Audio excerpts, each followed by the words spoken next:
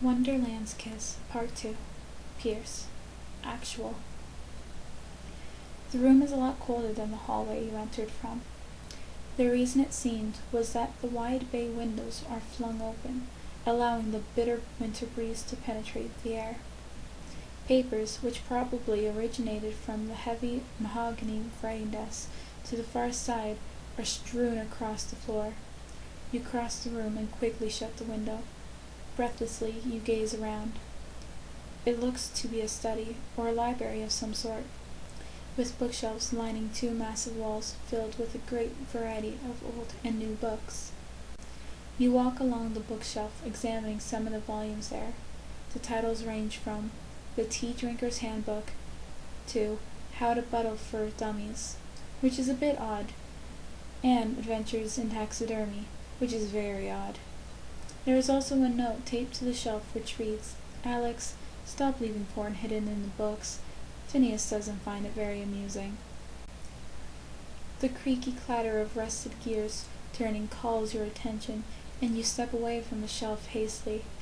You start when you notice Pearce casually leaning against the side of the fireplace, which you swore was empty just moments ago.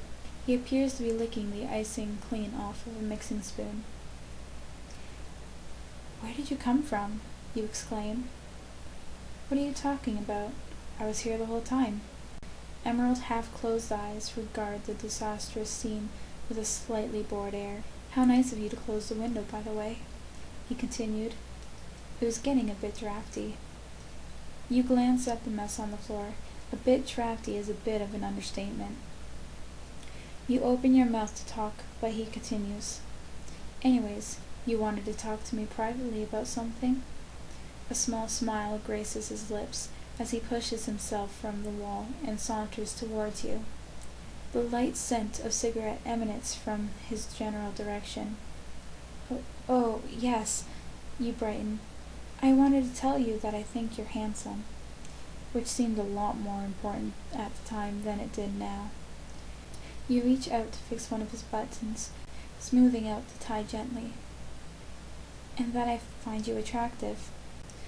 You gaze at him expectantly, gawing his reaction. But his expression didn't change. He continues to regard you in the same manner, unfazed. "I think you're very attractive too," he replies, generally lifting your hand to his lips.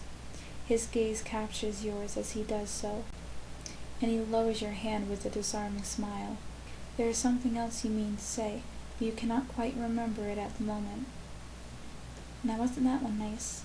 Now there is one more butler, and one more story.